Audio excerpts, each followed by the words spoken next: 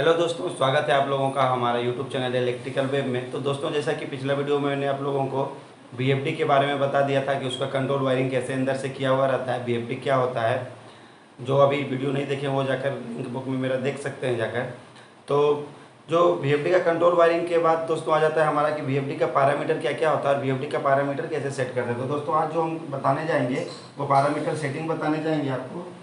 Parameter setting बताने जाएंगे आपको डेनफोस ड्राइव का। तो डेनफोस ड्राइव का अभी जो भी पैरामीटर जो है उसमें दोस्तों बहुत सारे पैरामीटर होते हैं। तो अभी मैं जो है पार्ट 1 में 50% सेटिंग बता दूंगा, नेक्स्ट में सेकेंड वीडियो में पार्ट 2 का वीडियो बता दूंगा। ये मेरा कीपैड आ गया है। ये कीपैड देख रहे हैं आप। इस कीपैड की मदद से ही हम पैरामीटर सेट करेंगे। आपको सबसे पहले मेन मेनू पे क्लिक करना है और मेन मेनू पे क्लिक करके आप बैक बटन दबाकर सबसे पहले आपको पैरामीटर 0 पे आ जाना है। तो पैरामीटर 0 पे आपका ऑपरेशन और डिस्प्ले, इसमें आप डिस्प्ले का सेटिंग कर पाएंगे, देख पाएंगे कि इसमें ऑपरेशन और डिस्प्ले क्या क्या सेट करते हैं। इसको जैसे इंटर करेंगे आपका दोस्तों 0 में आ जाता है बेसिक सेटिंग। सेकेंड आ जाता है सेटअप ऑपरेशन, उसके बाद एलसीपी ऑपरेशन और एलसीपी कीपैड, कॉपी और सेव और पासवर्ड। तो दोस्तों इसमें जो है हम सारा कुछ सेट करेंगे। अभी चलिए एक एक करके सेटिंग पे चलते हैं। तो सबसे पहले आ जाता है जिसमें आपको लैंग्वेज सेट करना पड़ता है, आप इंग्लिश रखेंगे या हिंदी रखेंगे। दूसरा जो मोटर का स्पीड यूनिट है दोस्तों, उसको आप या तो आरपीएम में रख सकते हैं या फ्रीक्वेंसी में रख सकते हैं, जो भी स्पीड का यूनिट है आप तो दोनों में से कोई भी सिलेक्शन कर सकते हैं। उसके बाद रीजनल सेटिंग आपको इंटरनेशनल रखना है। और उसके बाद ये आपको छोड़ देना है, जैसे रखना है फोर्स स्टॉप में ही रखना है। उसके बाद बैक बटन आ जाना है और बैक बटन आने के बाद सेकंड में है आपका सेटअप ऑपरेशन। सेटअप ऑपरेशन में जाना है, इंटर क्लिक दबाना है और इसमें जो भी सेटअप है दोस्तों वो डिफ़ॉल्ट सेटिंग है, तो आपको इसी तरह छोड़ देना है। डिफ़ॉल्ट सेटिंग को छोड़ने के बाद जो आपका है, हम दूसरे पैरामीटर को जाकर सेट करेंगे। बैक बटन की मदद से आपको एलसीपी डिस्प्ले में आ जाना है। यहाँ पे दोस्तों देखिए एलसीपी डिस्प्ले जो है वो आप देख सकते हैं कि जो साइड में लिखा हुआ है 0.0 किलोवाट या 0.0 एम्प्स, जो स्मॉल में लिखा हुआ है वो आपको दिखाना है कि पावर दिखेगा या मेरा एम्पियर दिखेगा। जो जब मेरा मोटर रन करेगा तो डिस्प्ले के ऊपर क्या दिखेगा। और जो बड़े लाइन का है वो लार्ज डिस्प्ले दिखेगा, जो स्मॉल है वो स्मॉल में दिखेगा। बड़े लाइन में आप रेफरेंस, फ्रीक्वेंसी, करेंट, वोल्टेज, जो कुछ भी आपका मेनू में बहुत सारा ऑप्शन दिया हुआ है। जैसे इसमें देखिए पावर है, मोटर का वोल्टेज है, मोटर का फ्रीक्वेंसी आता है, किलोवाट में आता है। तो जो कुछ भी आपको सेटिंग करना है वो आप जाकर सेटअप कर सकते हैं। इसके लिए आपको पैरामीटर 0 का 2 में जाना है। 2 में जाने के बाद आप इसको कर सकते हैं। तीसरा आ जाता है दोस्तों एलसीपी कस्टम रीड आउट। इसमें आपको जो है नन छोड़ देना है। इसमें आपको सेटिंग वेटिंग कुछ नहीं करना है, जैसा नॉर्मल है वैसा नॉर्मली डिफ़ॉल्ट सेटिंग रहने देना है। उसके बाद आता है दोस्तों एलसीपी कीपैड। आप कीपैड को क्या करके रख सकते हैं, तो ये जो नीचे में कीपैड चार्ट डाला हुआ है, हैंड ऑन कीपैड है, उसको आपको इनेबल करना है। दैट मीन्स वो आपका काम करेगा हैंड ऑन कीपैड। उसके बाद ऑफ वाला कीपैड है, इसको इनेबल करना है कि नहीं। ऑटो ऑन कीपैड है, उसको इनेबल करना है कि नहीं। और जो रीसेट कीपैड है, इसको इनेबल करना है या डिसेबल करना है, वो आपके ऊपर डिपेंड करता है। आप कोई भी एलसीपी की मदद से उसको कर सकते हैं। उसके बाद दोस्तों आ जाता है पासवर्ड। अब यहाँ पर भी हैंड ऑन वाला मोड को भी इनेबल, डिसेबल, पासवर्ड लगा सकते हैं, कुछ भी कर सकते हैं। आप पासवर्ड लगा कर भी रख सकते हैं, बहुत सारे जगह पे पासवर्ड लगा के रखा जाता है। उसके बाद है दोस्तों आ जाते हैं हमारा कॉपी सेव पे। कॉपी सेव दोस्तों यहाँ पे दो चीज़ होती है। आप सिर्फ एलसीपी की प्रोग्रामिंग कॉपी कर सकते हैं, आप फुल प्रोग्रामिंग कॉपी कर सकते हैं और कॉपी करके दूसरी जगह पेस्ट कर सकते हैं। तो ये देखिए यहाँ एलसीपी कॉपी में है ऑल टू एलसीपी, ऑल फ्रॉम एलसीपी। आप एलसीपी टू कर रहे हैं या फ्रॉम कर रहे हैं, दैट मीन्स किसी एलसीपी को कर रहे हैं या किसी से कर रहे हैं। ये दोनों यहाँ पे देखने वाली है बात। आप जब भी कभी करेंगे तो देख कर करेंगे, ठीक है। तो आप अगर एलसीपी टू कर रहे हैं तो यहाँ से दूसरी जगह एलसीपी में होगा और फ्रॉम कर रहे हैं तो यहाँ पे आएगा। कॉपी सेव करके आप पैरामीटर डाल सकते हैं, नहीं तो लैपटॉप लगा के। और दोस्तों ये है पासवर्ड हमारा। तो पासवर्ड इसका जो है डिफ़ॉल्ट पासवर्ड है 100 और 200, दो पासवर्ड इसमें लगा रहता है। आप अपने हिसाब से पासवर्ड चेंज करके नया कर सकते हैं। आप आ जाते हैं क्लोज सेटिंग में। क्लोज सेटिंग में आप अपना डेट, मंथ और ईयर जो है, डेट और टाइमिंग जो है वो 24 आवर्स या 12 आवर्स का क्या करना है, तो वो आप इसमें जाकर क्लॉक का सेटिंग कर सकते हैं। उसके बाद दोस्तों ये हमारा 0 पैरामीटर जो है वो सेट हो गया। उसके बाद चलते हैं पैरामीटर नंबर 1, जिसमें है आपका load and motor.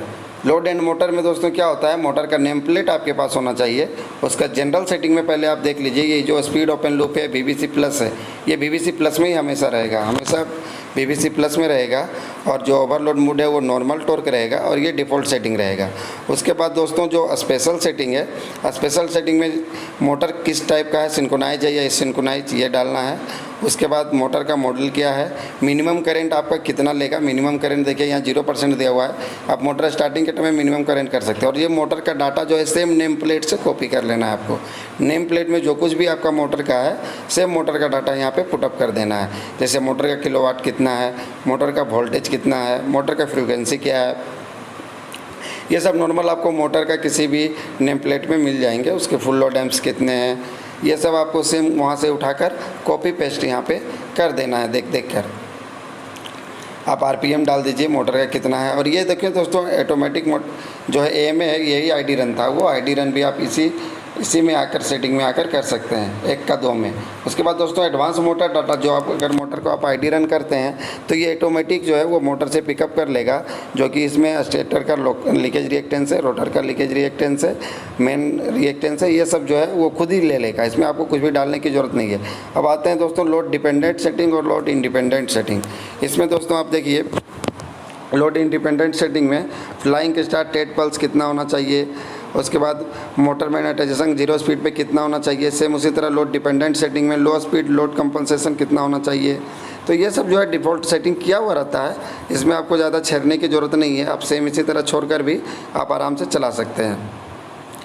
Start adjustment दोस्तों इसमें आपको सेट कर सकते हैं स्टार्ट डिले। जैसे अगर आपको मोटर को जैसे ही ऑन का कमांड आए उसके बाद आप चाहते हैं कि 2 सेकंड बाद मोटर ऑन हो या 5 सेकंड बाद मोटर ऑन हो, तो यहाँ पे आप डाल सकते हैं। उसके बाद स्टार्ट फंक्शन यहाँ पे देखिए कोस्ट डिले किया हुआ है, फ्लाइंग स्टार्ट डिसेबल किया हुआ है। तो दोस्तों एक देखिए यहाँ पे फ्लाइंग स्टार्ट का जो डिसेबल किया हुआ है वो एक ऑप्शन जो है आप उसको इनेबल कर सकते हैं। फ्लाइंग स्टार्ट का मतलब जो होता है दोस्तों, इसका मतलब ये होता है कि आपका मोटर जहाँ से घूम रहा था अगर बंद कर देते हैं और फिर से कमांड देते हैं तो मोटर फिर वहीं से उसी RPM से घूमना शुरू करेगा। स्टार्ट का RPM भी सेट कर सकते हैं, स्टार्ट का करंट भी सेट कर सकते हैं। ये सब सारा सेटिंग जो है आप स्टार्ट एडजस्टमेंट में कर सकते हैं। सेम उसी तरह स्टॉप एडजस्टमेंट में स्टॉप एडजस्टमेंट जो है आप कर सकते हैं। जैसे देखिए यहाँ मिनिमम स्पीड है 1 RPM किया हुआ है, तो ये सब आप जो है सेटिंग कर सकते हैं यहाँ पे स्टॉप एडजस्टमेंट वाली पैरामीटर में जाकर। अब दोस्तों 1 का 8 हो गया, अब चलते हैं 1 का 9 में मोटर का टेम्परेचर। तो दोस्तों अगर RTD वगैरह लगा हुआ है या कुछ लगा हुआ है थर्मल प्रोटेक्शन मोटर का, तो उसको क्या करना है वो आप सेटिंग करके ट्रिप करा सकते हैं मोटर का। और इसमें जो है सेंसर किस टाइप का सेंसर है, देखिए KTB सेंसर सेलेक्ट किया हुआ है। इसमें टेम्परेचर 80 डिग्री सेलेक्ट किया हुआ है, आप इसको बढ़ा घटा सकते हैं अपने हिसाब से। तो आप जैसा टेम्परेचर करेंगे वैसा हिसाब से वो मोटर को ट्रिप कराएगा या अलार्म देगा। अब दोस्तों चलते हैं पैरामीटर नंबर 2 ब्रेक्स। ब्रेक दोस्तों वहाँ पे होता है जहाँ पे क्रेन वगैरह लगे होते हैं इस टाइप में, तो ये DC ब्रेक लगा हुआ रहता है वहाँ पे, तो वहाँ उस जगह पे जाके सेटिंग करना पड़ता है।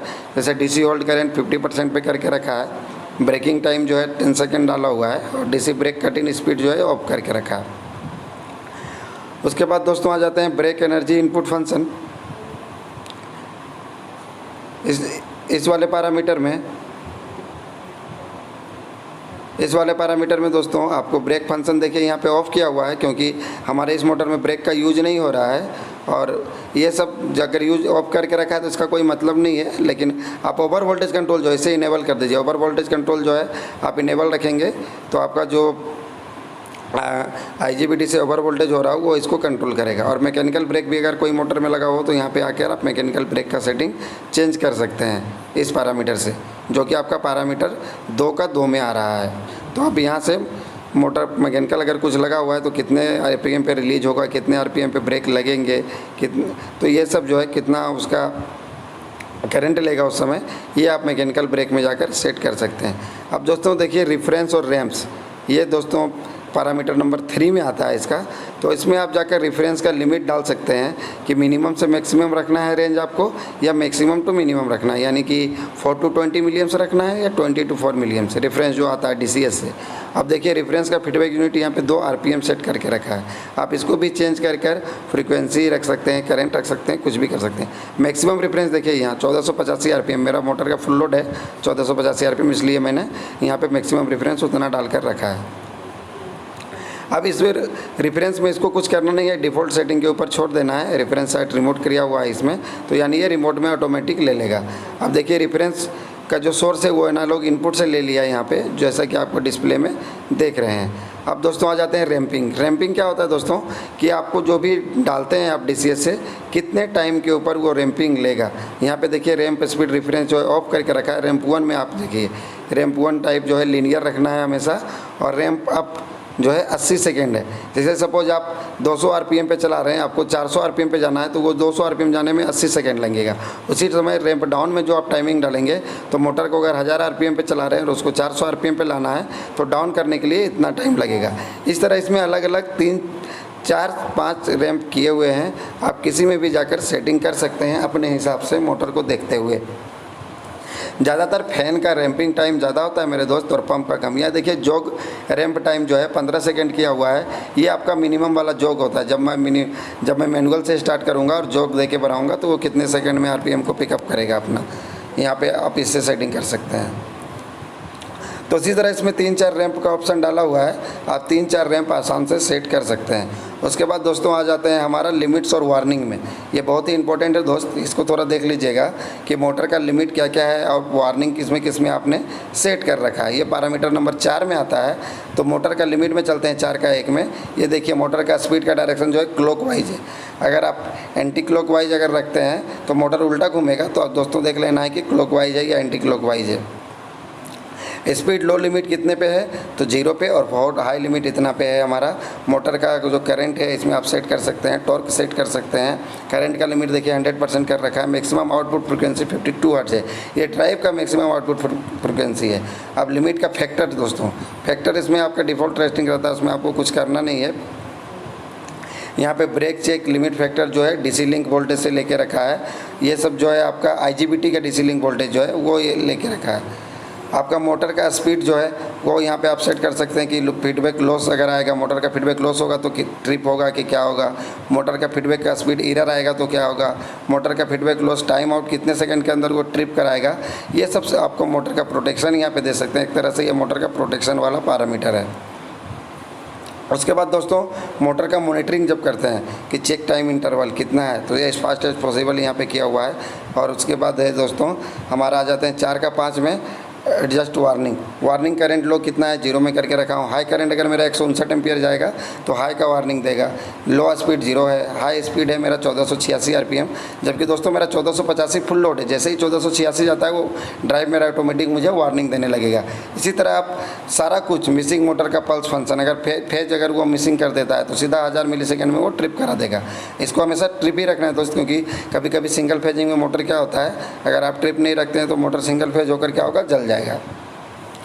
स्पीड बाईपास करने का एक ड्राइव में दोस्तों दिया हुआ है। सपोज आपको 10 RPM में चला रहे हैं, उसके बाद सीधा 150 RPM में जाना है, तो यहाँ पे आप स्पीड बाईपास कर सकते हैं फ्रॉम 2 करके। कितना स्पीड से कितना स्पीड तक आपको स्पीड बाईपास करना है, तो आपका ड्राइव डायरेक्ट उतना RPM पिकअप कर लेगा। आपको उसके लिए कुछ अलग से डालने की ज़रूरत नहीं है। पावर का लिमिट है दोस्तों, यहाँ पे power limit function motor mode में जो है वो डिसेबल किया हुआ है। आप इसको भी इनेबल कर सकते हैं यहाँ से, और आप इसका एक अलग से प्रोटेक्शन दे सकते हैं। उसके बाद चलते हैं दोस्तों 4 का 8 पैरामीटर हो गया। अब 4 का 9 जो कि आपका डायरेक्शनल लिमिट दिया हुआ है। तो डायरेक्शनल लिमिट में क्या डिसेबल किया हुआ है दोस्तों। ये सब जो है आपका डिफ़ॉल्ट सेटिंग है, इसमें आपको ज़्यादा छेड़छाड़ नहीं करना है।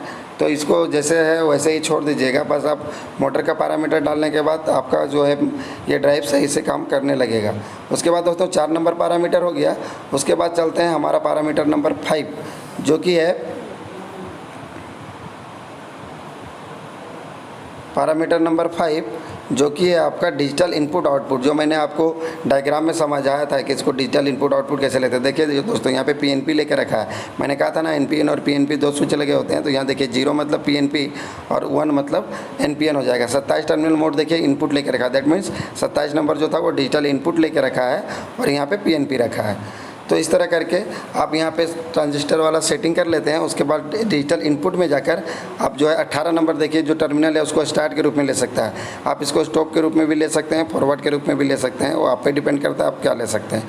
29 डिजिटल इनपुट को जो है नो ऑपरेशन में रखा है। ये सब 33 डिजिटल नो ऑपरेशन है। आप इसको बाद में यूज कर सकते हैं आपकी ज़रूरत के हिसाब से। टर्मिनल 37 सेफ स्टॉप जो है वो रखा हुआ है, तो आप ये डिजिटल इनपुट हमारा सेटिंग हो गया। 5 का 1 पैरामीटर नंबर सेटिंग हो गया।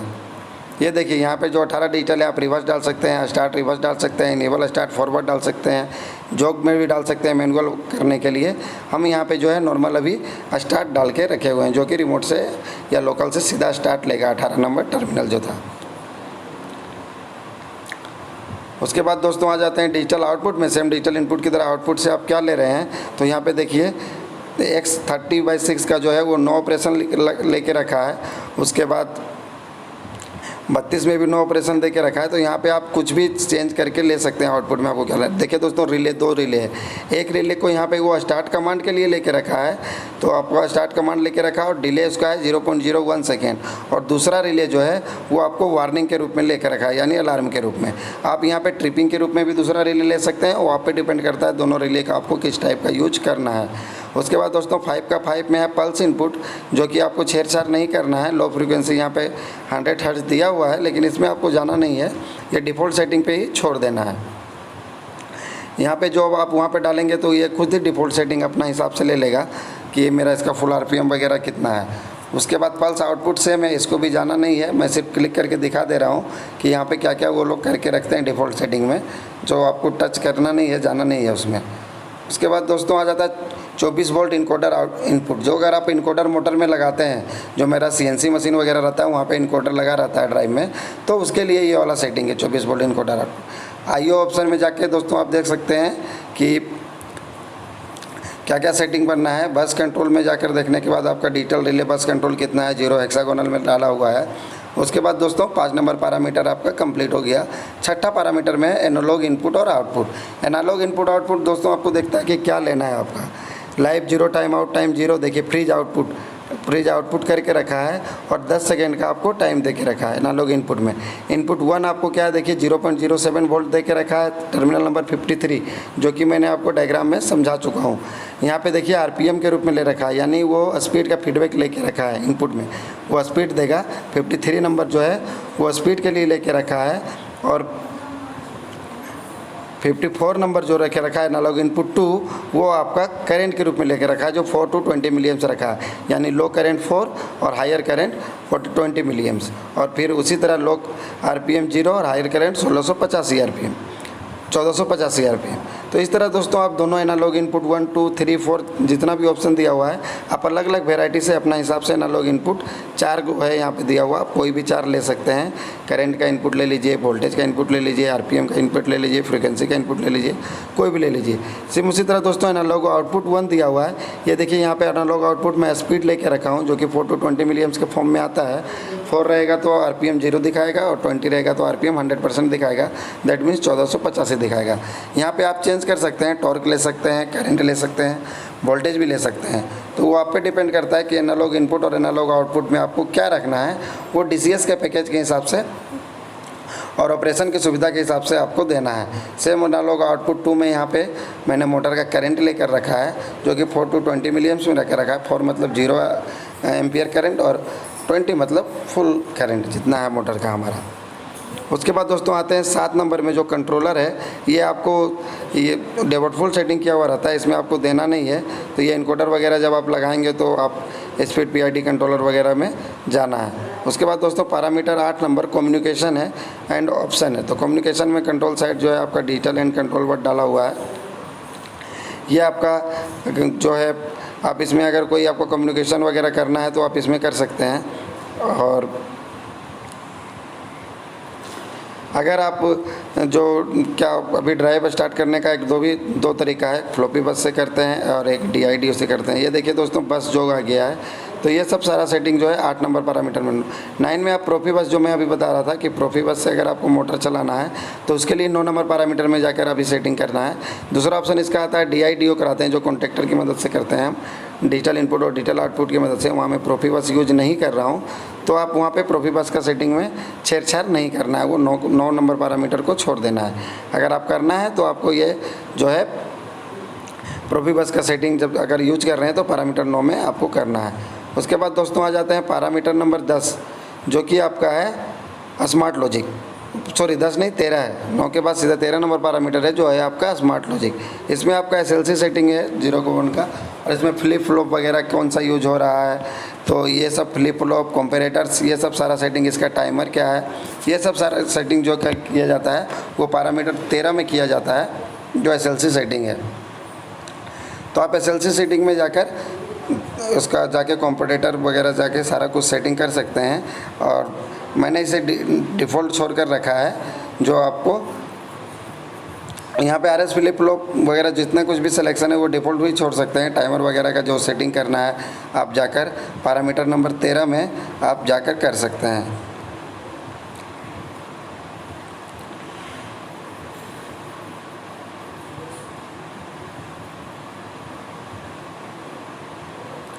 उसके बाद दोस्तों आ जाइए आप पैरामीटर नंबर जो है 14 जो है आपका स्पेशल फंक्शन। स्पेशल फंक्शन में दोस्तों आपका जो है इन्वर्टर स्विचिंग, जो आपका ड्राइव का इंटरनल पार्ट है, इन्वर्टर स्विचिंग देखिए SFA VM किया हुआ है आपका, 3 किलोहर्ट्ज़ पे इसका फ्रीक्वेंसी किया है। ओवर मॉड्यूलेशन यहाँ पे ऑन किया हुआ है, acoustic noise rejection on off किया हुआ है, आप इसको ऑन भी कर सकते हैं। तो ये जो आपका IGBT वगैरह है इसका सेटिंग आपको करना है। 14 का एक में देखिए मेंस फेलियर में मैंने अलार्म करके रखा। मेंस फेलियर सपोज आपका पावर चला जाए तो आप क्या होगा, अलार्म आएगा, आप यहाँ पे ट्रिप भी करा सकते हैं, काइनिक बैकअप ट्रिप करा सकते हैं और वार्निंग कर सकते हैं। जो आपका मन में आता है वो आप कर सकते हैं यहाँ पे मेंस का फेलियर में। तो मेंस फेलियर में नॉर्मल हम लोगों ने अलार्म देकर रखा है कि जो कुछ भी होगा तो मेरा अलार्म आ जाएगा कि मेरा मेंस जो है फेलियर हुआ है। तो आपको रीसेट करना पड़ता है जाकर वहाँ। जब तक आप रीसेट नहीं करेंगे तब तक आपका ड्राइव फिर से ऑन नहीं होगा। उसके बाद दोस्तों आते हैं पैरामीटर नंबर 14 का 3 करेंट कंट्रोल लिमिट, जो कि कंट्रोल लिमिट मैंने 100% प्रोपोर्शनल गेन के हिसाब से उसका किया हुआ है। जो स्विचिंग डिवाइस मेरा लगा हुआ है तो जो DC से AC हो रहा है और AC बनकर जो हो रहा है वो 100% कंट्रोल करेगा। तो ये हमारा ये सब पैरामीटर नंबर 14 में करेंगे। उसके बाद एनर्जी ऑप्टिमाइजिंग आपको रखना है, कितना % पे VT लेवल रखना है, एनर्जी ऑप्टिमाइजेशन कैसे कर रहे हैं, ये सब पैरामीटर जो है आप मोटर का पावर फैक्टर कितना है देखिए 0.85 यहाँ पावर फैक्टर मैंने करके रखा है। तो ये सब जो है 14 का 14 पैरामीटर नंबर 14 4 उसका सब ग्रुप है। उसमें जाकर आपको जो है पावर फैक्टर वगैरह सेट कर देना है कि आपका मोटर का पावर फैक्टर कितना है, जो कि आपको नेम प्लेट में मिल जाएगा। 14 का 5 इन्वायरमेंट सेटिंग में दोस्तों RFI फिल्टर जो है वो देखिए मैंने ऑन करके रखा है, जो फिल्टर सर्किट मैंने लगा। DC लीक कंपनसेशन भी ऑन करके रखा। फैन कंट्रोल यहाँ पे देखिए दोस्तों, फैन कंट्रोल ऑन 100% किया हुआ है। मतलब जैसे ही मेरा ड्राइव ऑन होगा मेरा सारा फैन जो है ऑन हो जाएगा।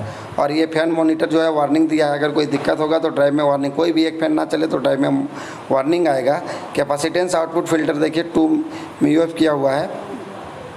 तो ये सब सारा सेटिंग जो फैन वगैरह का है वो 14 का 5 इन्वायरमेंट में जाके करना है। ऑटो डायरेक्ट आपको छेड़ना नहीं है, मैं जस्ट आपको एक बार दिखा दे रहा हूँ कि फंक्शन एट ओवर टेम्परेचर में क्या होगा, ट्रिप होगा यहाँ, जो कि डिफ़ॉल्ट किया हुआ रहता है कि अगर आपका ओवर टेम्परेचर ड्राइव का हो जाता है तो क्या होगा, इन्वर्टर ओवरलोड अगर करंट हो जाता है तो क्या होगा, और कितना % पे आप सेट करेंगे। ये सब 14 का 6 ऑटो डायरेक्ट में करेंगे। 14 का 8 ऑप्शन में जाना है, इसमें डिफ़ॉल्ट एक ही सेटिंग है जो कर देना। उसके बाद 9 में फॉल्ट सेटिंग देखिए दोस्तों, 10 वोल्ट लो।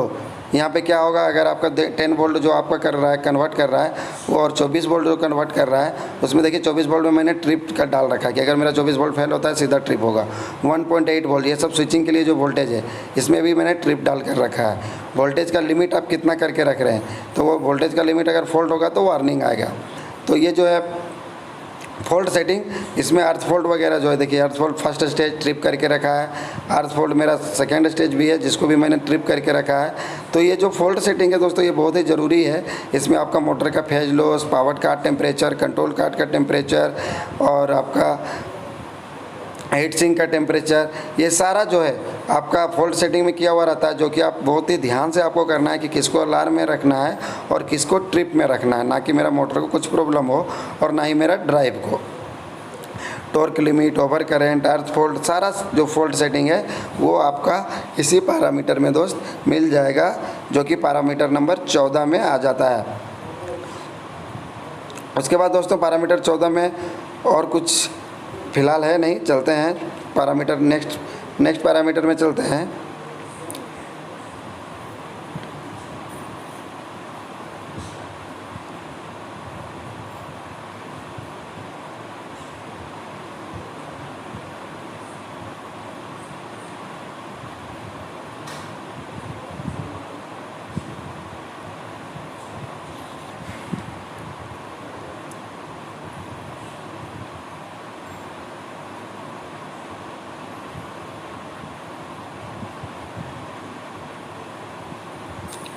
इसका ओवर करंट वगैरह सारा कुछ सेटिंग कर लेते हैं पहले आप। ओवर करंट में देखिए मैंने फोल्डेबल ट्रिप लॉक डाल के रखा है। तो ये सारा जो इसका पैरामीटर है वो ड्राइव के लिए बहुत ही ज़रूरी है। फॉल्ट सेटिंग में जाकर आपको सारा एक एक पैरामीटर पहले चेक कर लेना है मोटर स्टार्ट करने से पहले। यहाँ पे देखिए heat sink temperature, heat sink sensor का टेम्परेचर, कंट्रोल कार्ड का टेम्परेचर, पावर कार्ड का टेम्परेचर, जितना भी ड्राइव के अंदर इक्विपमेंट लगा हुआ है दोस्तों उसका सारा का सेटिंग यहाँ पे जो है फॉल्ट का सेटिंग। मोटर का फेज अगर लॉस होगा तो क्या होगा, करंट का लिमिट हाई हो जाएगा तो क्या होगा, लॉक रोटर हो जाएगा तो क्या होगा, मोटर अगर जाम वगैरह हो गया तो सारा सेटिंग इस पर करना है। उसके बाद हम दोस्तों चलते हैं नेक्स्ट पैरामीटर, जो कि पैरामीटर नंबर है हमारा 15। ये जो ड्राइव का इन्फॉर्मेशन है, इसमें ड्राइव का इन्फॉर्मेशन में आप जो कि देखते हो ऑपरेटिंग डाटा है, जो कि कितना घंटा मेरा ड्राइव चल चुका है, रनिंग आवर्स देखिए 172 आवर्स दिखा रहा है यहाँ पे, और कितना किलोवाट अब ये एनर्जी कंजप्शन कर चुका है, पावर ओवर टेम्परेचर कितना बार हुआ है, ओवर वोल्टेज कितना बार हुआ है, कितना बार रीसेट हुआ है, ये सारा आप जो है यहाँ पे जाके ऑपरेटिंग डाटा में चेक कर सकते हैं। लॉजिंग सोर्स जो है आपका मोटर का करंट डाल के रखा हूँ यहाँ पे, आप इसमें भी चेंज करके चला सकते हैं। तो ये सब हमारा मॉनिटरिंग हो गया। हिस्टोरिक लॉग में हो गया आपका क्या क्या हिस्ट्री आया था, तो आप हिस्ट्री जाकर भी इस ड्राइव का चेक कर सकते हैं, जो कि पैरामीटर नंबर 15 का 2 में आता है। हिस्टोरिक लॉग इवेंट कितने बार आपने कोई पैरामीटर चेंज किया है, ये सब आप दे सकते हैं। फॉल्ट लॉग में जाने के बाद आप देखेंगे कि कौन कौन सा फॉल्ट आया हुआ था, कब आया हुआ था। जैसे देखिए, और जो फॉल्ट आएगा वो कोड के रूप में आएगा, तो इसके लिए आपको मैनुअल खोल कर देखना पड़ेगा दोस्त कि क्या फॉल्ट और कब आया था। जैसे यहाँ पे फॉल्ट लॉग 1 में देखिए दिखा रहा है कि 36 एरर कोड आया था, तो 36 का मतलब क्या होता है ये आपको मैनुअल में जाकर आसानी से मिल जाएगी। और ये कब आया था, कितने बजे आया था, सारा आपका ड्राइव में रिकॉर्ड रहता है कि आप जाकर फिर से मोटर का फॉल्ट कोड से आप चेक कर सकते हैं। अब 15 का 4 में देखिए दोस्तों, ड्राइव का टाइप FC302 है, और ये कितने किलोवाट की है, तो 55 किलोवाट की ये ड्राइव है। इसका वोल्टेज कितना है, तो 3 फेज है, 3 × 380 to 500, दैट मीन्स 3 फेज है और 380 से 500 वोल्ट पे काम करता है। ये इसका सॉफ्टवेयर वर्जन है, और ये आपका स्ट्रिंग है जो कि आपको ड्राइव का इन्फॉर्मेशन इसमें बता रहा है कि आपका ड्राइव क्या है, किस कौन कौन सा इसमें लगे हुए हैं और कब कब बना हुआ है, कौन कौन सा सॉफ्टवेयर डाला हुआ है इसमें, क्या उसका वर्जन है। ये आपका 15 का 5 में जाने के बाद आपको मिल जाएगी कि ड्राइव का डिटेल हमारा क्या क्या आता है। 15 का 58 में स्मार्ट सेटअप फाइल नेम, ये सब दोस्तों आपको छेड़ना नहीं है, सिर्फ आपको जाकर एक बार देख लेना है, क्योंकि कभी कभी क्या होती है कि कम रेटिंग का ड्राइव भी दे दिया जाता है कंपनी के द्वारा। अब देखिए इसमें जो 2 स्लॉट दिए रहते हैं ड्राइव के अंदर, वो आप पे डिपेंड करता है कि आप स्लॉट ए में क्या यूज कर रहे हैं और स्लॉट बी में क्या यूज कर रहे हैं। तो दोनों स्लॉट के हिसाब से 15 का 6 नंबर पैरामीटर में जाकर आप सेटिंग कर लीजिए कि आपका स्लॉट ए में क्या रखना है और स्लॉट बी में क्या रखना है। दोनों स्लॉट अपने हिसाब से आप चेंज करके रख सकते हैं। जैसे यहाँ देखिए जनरल पर्पज़ के लिए रखा है स्लॉट बी, तो इस तरह करके आप जो है स्लॉट ए और स्लॉट बी का सेटिंग कर सकते हैं। बाकी इसमें नीचे जाकर कुछ छेड़ना नहीं है, कुछ करना नहीं है। और उसके बाद आपका आ जाते हैं दोस्तों पैरामीटर नंबर 16।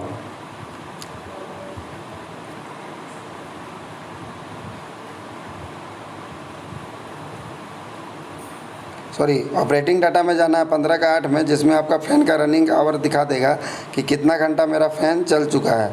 और उसके बाद जो पैरामीटर इन्फो है, इसमें आप पैरामीटर इन्फो में देख सकते हैं कि आपने पैरामीटर को कितने बार चेंज किया, कौन सा पैरामीटर, कितने नंबर पैरामीटर को चेंज किया है। जैसे देखिए डिफाइन पैरामीटर 1, आपको उसको 11 को चेंज किया है इन्फो 1 में। डिफाइन पैरामीटर नंबर 2 को हमने 20 बार मॉडिफाई किया है, 2 नंबर पैरामीटर को मैंने 20 बार मॉडिफाई किया। तो इसी तरह आपका सारा पैरामीटर का दिखाएगा कि कौन कौन सा पैरामीटर आपने कितने बार मॉडिफाई किए हैं। उसके बाद दोस्तों आता है पैरामीटर नंबर 16, जो कि है मेरा डाटा रीड आउट। इसका जनरल स्टेटस, इसमें आपको डाटा जो भी है मोटर का वो आपको दिखाएगा कि अभी मोटर का रेफरेंस देखिए 147 डाला हुआ, मैंने ऑटो में इसको डाल के रखा है और 10% दे के रखा है कि मिनिमम मेरा 10% रेफरेंस पे मोटर ऑन होगा। देखिए यहाँ दिख रहा है दोस्तों रेफरेंस 10%, तो मेरा 1485 RPM का है, तो उसका 10% 147 आ रहा है। सॉरी 145 आता है, लेकिन 147 लेके रखा है, तो 147 में आप कर सकते हो। और इसमें भी आप रेफरेंस को भी चेंज कर सकते हैं, करंट, वोल्टेज, फ्रीक्वेंसी कुछ भी डालकर रख सकते हैं। आपके हिसाब से आपको जो सूटेबल लगता है वो आप कर सकते हैं। आप देखिए ड्राइव स्टेटस में डीसी लिंक का वोल्टेज अभी कितना है, तो दोस्तों देखिए यहाँ पे 592 वोल्ट मेरा है। मैंने बोला था 3 फेज का 1.2 से 1.3 टाइम्स ज़्यादा होता है। ब्रेक लगा हुआ नहीं है। वो हीट सिंक का टेम्परेचर देखिए 26 डिग्री सेल्सियस दिखा रहा है। इन्वर्टर का थर्मल नॉर्मल करंट इतना है, इन्वर्टर का नॉर्मल करंट जो IGBT का करंट है वो इतना है। कंट्रोल कार्ड का कितना टेम्परेचर है, पावर कार्ड का कितना टेम्परेचर है, ये आपको 16 का 4 नंबर पैरामीटर में जाएंगे दोस्त, तो उसमें सब आपका दिखेगा। V फेज का करंट कितना है, Y फेज का, W फेज का, तीनों फेज का कितना कितना करंट है। उसके बाद रेफरेंस एंड फीडबैक जो है, एक्सटर्नल रेफरेंस क्या है 10 दिया हुआ है, जो मैंने आपको दिखाया था तो वो 10 दिया हुआ है, और अभी जो फीडबैक है वो कितना पे है, तो 00 RPM पे है। तो इस तरह करके आप जो है पैरामीटर नंबर 16 में जाकर आप सेटिंग कर सकते हैं। उसके बाद दोस्तों 16 का 6 जो है इनपुट है, डिजिटल इनपुट, ये आपको जो 53 नंबर स्विचिंग सेटिंग है वो वोल्टेज में करके रखा हूँ। इसको भी आप जाकर चेंज कर सकते हैं कि आपको करंट रखना है या क्या रखना है। देखिए यहाँ पे एनालॉग इनपुट क्या है, एनालॉग इनपुट का कितना मिलियम्स लोअर में रहेगा, कितना मिलियम्स हायर में रहेगा, ये सब सारा सेटिंग जो है आप पैरामीटर 16 का 6 में जाकर कर सकते हैं। उसके बाद दोस्तों आ जाते हैं 16 का 8, जो कि आपका है फील्ड बस। अगर आप फील्ड बस से कुछ करते हैं, अगर आप ड्राइव को रन कराना चाहते हैं या कुछ कंट्रोल करना चाहते हैं, तो तब जाकर आपको ये 16 का 8 नंबर पैरामीटर में सेटिंग करना है। उसके बाद दोस्तों डायग्नोसिस किया हुआ है यहाँ पे कि अलार्म वर्ल्ड कितना है, तो 0 हेक्सागोनल में किया हुआ है। तो ये सब सारा सेटिंग आप पैरामीटर 16 में जाकर कर सकते हैं।